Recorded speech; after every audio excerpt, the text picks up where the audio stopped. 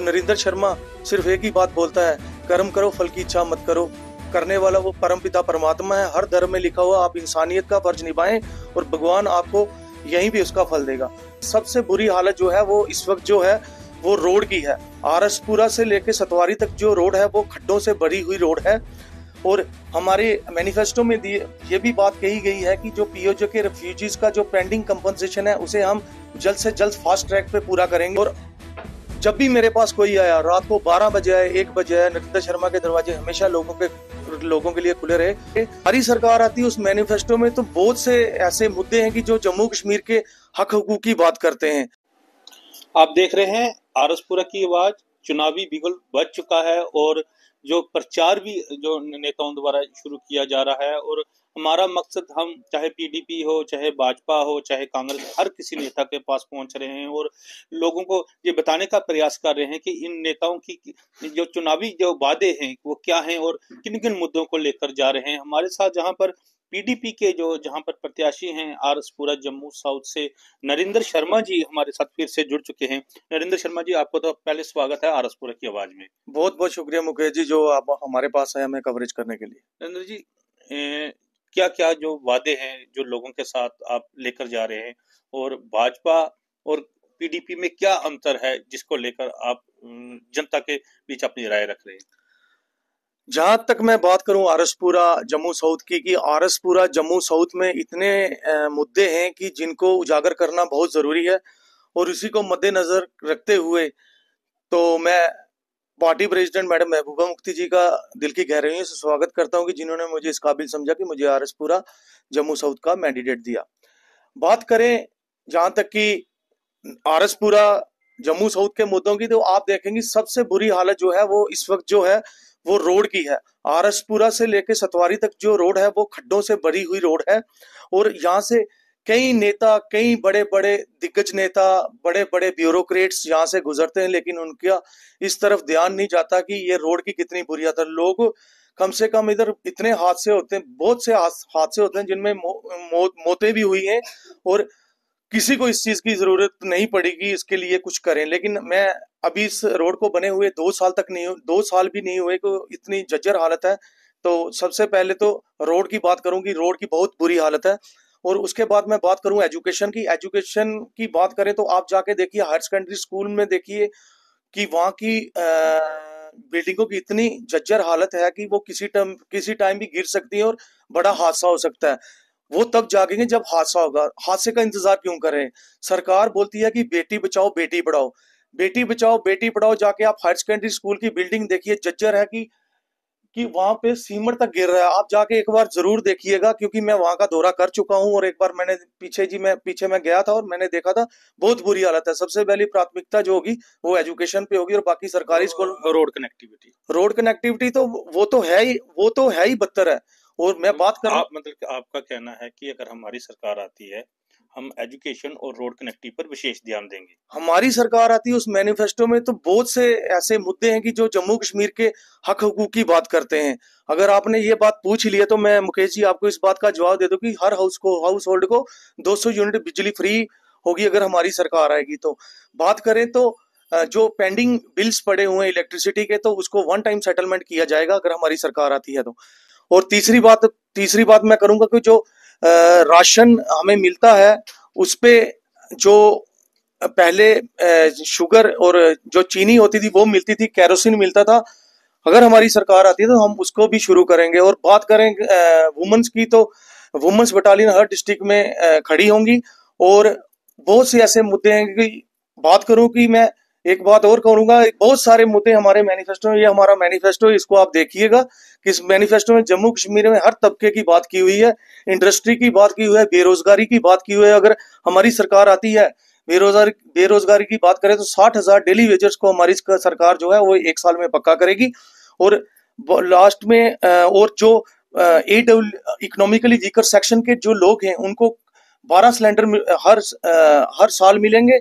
और जो हमारी पेंशन स्कीम्स हैं, जैसे ओल्ड एज पेंशन हो गई, वो विडो पेंशन हो गई और डिसेबल पेंशन हो गई, वो 1,000 है, उसको हम 2,000 रुपया कर देंगे। बात करें किसानों की, किसानों को जो 2,000 किसान निधि के तहत सेंट्रल गवर्नमेंट देती है उसमें हम 2,000 रुपया और डालेंगे और जो 6,000 उनको सालाना मिलता है उसको 12,000 कर देंगे। और भी बहुत से ऐसे मुद्दे हैं। और बात करूं मैं, जहां तक कि मैं पीओजे के रिफ्यूजीज की, मैं खुद एक पीओजे के रिफ्यूजी हूं और हमारे मैनिफेस्टो में दिए ये भी बात कही गई है कि जो पीओजे के रिफ्यूजीज का जो पेंडिंग कंपनसेशन है उसे हम जल्द से जल्द फास्ट ट्रैक पे पूरा करेंगे। और भी जितने भी मुद्दे होंगे, तो जम्मू कश्मीर के जितने भी मुद्दे हैं वो इस मैनिफेस्टो में मैं बात करूं, बहुत सारे मुद्दे हैं। और मैं ये तो है मैनिफेस्टो की बात। जी नरेंद्र जी, आपका जो जीवन है काफी संघर्ष भरा रहा है, जहां तक मैं आपको जानता हूँ। बिजली का जो प्रोटेस्ट हुआ, आप गर्मी में 45 डिग्री टेम्परेचर में धूप में बैठे रहे जनता के साथ, मेन सड़क पे बैठे रहे ना, तो आपको हॉस्पिटल में भी ले गए, आपको वहां पर एडमिट भी किया। तो मेरा ये कहने का मतलब है कि संघर्ष भरा जीवन है, तो फिर इसके बाद आप सक्रिय राजनीति में कैसे आ गए?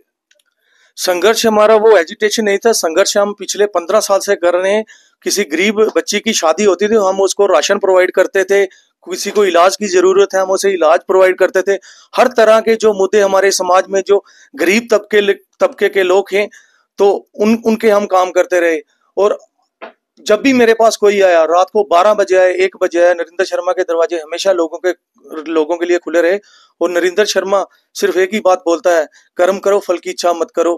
करने वाला वो परमपिता परमात्मा है। हर धर्म में लिखा हुआ, आप इंसानियत का फर्ज निभाएं और भगवान आपको यहीं भी उसका फल देगा। और आपने पूछा कि संघर्ष भरा बहुत बड़ा संघर्ष रहा। मैं आपको एक बात बता दूं, एक सच्चा नेता बनने के लिए और एक आईएएस बनने में बहुत अंतर है। आईएएस बंदा बन जाता है, बड़े बड़े अफसर, आईएफएस भी बन जाता है, डॉक्टर बन जाता है, इंजीनियर बन जाता है। अगर एक सच्चा नेता बनना हो, उसके लिए आपको संघर्ष करना पड़ेगा, आपको अपना खून देना पड़ेगा, अपना पसीना देना पड़ेगा, अपनी मेहनत करनी पड़ेगी और अपनी घर की खुशियां तक निछावर करनी पड़ती है, फिर जाके कोई नेता बनता है। मेरे हिसाब से, जहां तक मैं समझता हूँ, जो मैंने किया है, मैं समझता हूँ कि एक सच्चा नेता बनने के लिए आपको बहुत संघर्ष करना पड़ेगा। पॉलिटिकल करियर आपने पीडीपी से शुरू किया? पॉलिटिकल कैरियर मेरे को 14 साल हो गए पीपल्स डेमोक्रेटिक पार्टी में। और मैं हमेशा पार्टी का एक सिपाही बन के लड़ता रहा, काम करता रहा। जब भी पार्टी को मेरी जरूरत है, मैं एकदम आगे खड़ा रहा। और मेरे को बहुत खुशी है और मैं दिल की गहराइयों से मैडम महबूबा मुफ्ती जी का स्वागत करता हूँ, जिन्होंने इस नाचीज को इस लायक समझा कि मेरे को आरएसपुरा जम्मू साउथ का मैंडेट दिया। ऐसे कहते हैं कि जो पीडीपी है, लोग कहते हैं, मैं नहीं कहता, कि जो पीडीपी है ये कश्मीर बेस्ड पार्टी है, जम्मू के लोगों की पार्टी नहीं है। तो आप यहाँ के जो लोग हैं, जहाँ के वोटर्स हैं, उनको कैसे अपने विश्वास में लेंगे?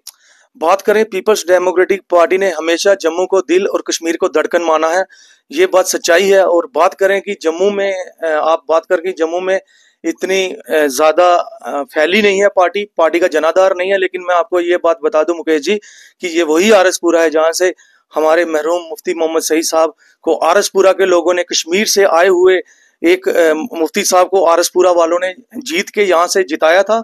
और वो मुफ्ती मोहम्मद सईद साहब सेंट्रल गवर्नमेंट में जाकर होम मिनिस्टर बने थे। और जब भी कोई आरएसपुरा वाला उनके पास जाता है, उनकी दिल की गहराइयों से उनकी मदद करते थे। तो आज भी कई ऐसे लोग हैं जिनको मुफ्ती मोहम्मद साहब जी ने नौकरियां लगवाई हैं। आज भी उनके, आप घरों के जाके देखें, उनके आज भी पीपल डेमोक्रेटिक पार्टी के झंडे आज भी वहां पे बुलंद हैं।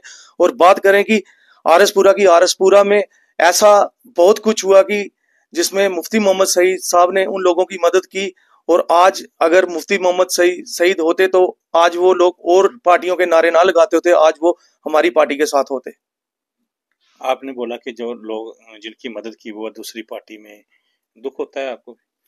बात दुखी, ये तो सियासत में चलता रहता है, आज कोई पार्टी कल कोई पार्टी। लेकिन नरेंद्र शर्मा भी किसी पार्टी में जाएगा? नरेंद्र शर्मा ये समझता है कि आप अगर एक ही कश्ती में सवार होगे तो वो किनारे तक पहुंचता है। अगर आप आज और किश्ती में, कल और किश्ती में, ये लोग, जनता जनार्दन है, जनता सब कुछ देखती है, समझती है और उसके बाद वोट देती है। वो पुराने समय चले गए जब लोग पैसा देके, कंबल देके या कुछ और देके लोगों को बहला फुसला के वोट लेते थे। लेकिन आज वोटर समझदार हो गया है, उसको चाहिए कि जो उसका काम करे वो उसी को वोट देगा। जीना मरना पीडीपी के साथ?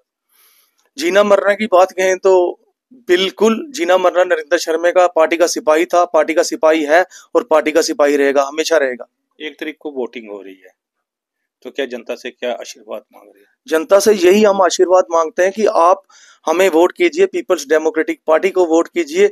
नरेंद्र शर्मा की कामयाबी आप सबकी कामयाबी है। मैं हर उस मुद्दे पे बात करूंगा जो हमारे लोगों के होंगे।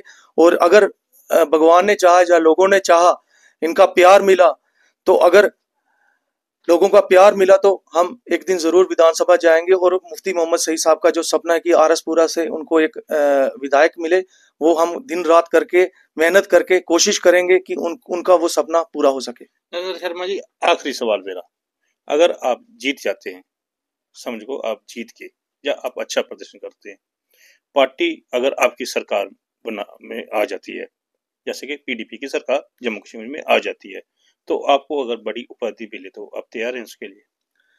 बात करें, आपने सवाल पूछा है कि अगर पार्टी मेरे को मैंडेट दिया है, मैं उस मैंडेट में ही खुश हूँ। मेरे को कोई इसका नहीं है कि मैं जाके कुर्सी पे बैठूं। अगर पार्टी ने चाहा, अगर मेरे को उन्होंने पावर दी, तो मैं हमेशा आरएसपुरा जम्मू साउथ के लोगों की सेवा करता रहूंगा। चलिए, ये थे नरेंद्र शर्मा जी, इनसे हमने बातचीत की और इनकी पार्टी की जो विचारधारा है उसके बारे में जानकारी की, इन्होंने बताया और मैनिफेस्टो के बारे में भी जानकारी दी। और इन्होंने कहा कि लोग 1 तारीख को जहाँ पर जो वोटिंग होगी वो इनको आशीर्वाद देंगे ताकि वह लोगों की और अच्छी तरीके से सेवा कर सकें।